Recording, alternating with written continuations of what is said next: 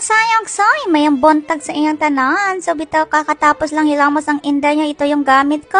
Tapos maglagay tayo ng sunblock. Always remember, lagi kayong maglagay ng sunblock sa mukha nyo para naman ito sa protection sa ating skin kahit nasa loob lang tayo ng bahay. Mega love shoutout to all my followers out there. Also sa aking yawang my loves.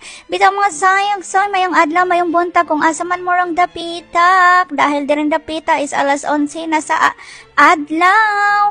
Kagigising lang talaga ng inday nyo. Ganitong oras ako nagigising at sa ngayon, kailangan ko nang magkolerete dahil mayroon tayong appointment meeting alauna.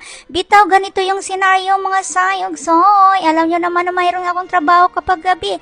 Alas 10 ng gabi hanggang alas 3 ng umaga. Pero kanina hindi ako makatulog. Kaya naisipan ko na lang talaga mag-live alas 3 papuntang alas 6 sa aking Black Ops. Napakinikilig na naman yung giti ng inday nyo dahil mayroon nagbigay sa akin na lion gift. My gosh, ito talaga kasi mukhang pera yung inday nyo. Tiniis ko hanggang alas 6 nakaka-live. O ayan na, ang laki ng nadali ng inday nyo sa mga gifter.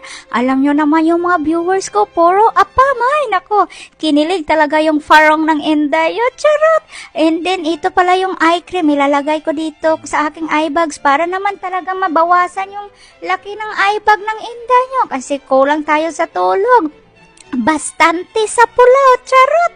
Bitaw mga sayog soy, natulog talaga ako kanina ng alas 6 ng umaga. Sinadya ko talaga na hindi tanggalin yung makeup ko dahil sabi ko pagising ko magbihis na lang ako dahil mayroon talaga akong meeting ng alauna. Ayun, nagising ako, wala na akong makeup. Yung yawang darling ko, tinanggal niya pala yung makeup ko. Sabi niya sa akin, hindi daw yung maganda na mayroong makeup na matutulog. Masisira daw yun ang skin ko. Diyos mio, Marimar Santissima, nayayawa na talaga ako. So ito lang yun, napakabisik lang talaga ng makeup ng inday nyo. Maglagay lang tayo ng konting blush on, mikos ng banggang-bangga, ganyan. Pagkatapos ng blush on is maglakay tayo ng powder. Ito yung compact powder.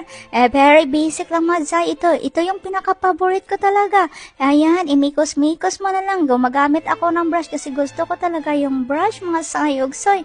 O, ganyan lang kasimple. Syempre, nagmamadali tayo. Alas 11. Alas 11:30 na. Matatraffic pa mamaya yung inday nyo. Pagkatapos is always maglagay tayo ng setting spray. Ito yung pinakamaganda. Kahit na pawis tayo, hindi tayo mukhang ireng kurat. And then the last part is maglagay tayo ng lip tint. Ito lang napaka-basic. Pagkatapos nito is maglagay tayo ng lip balm para mag-shine-shine siya. So ayan na po, napaka-simple lang ng inday nyo. Ready to meeting na, o diba?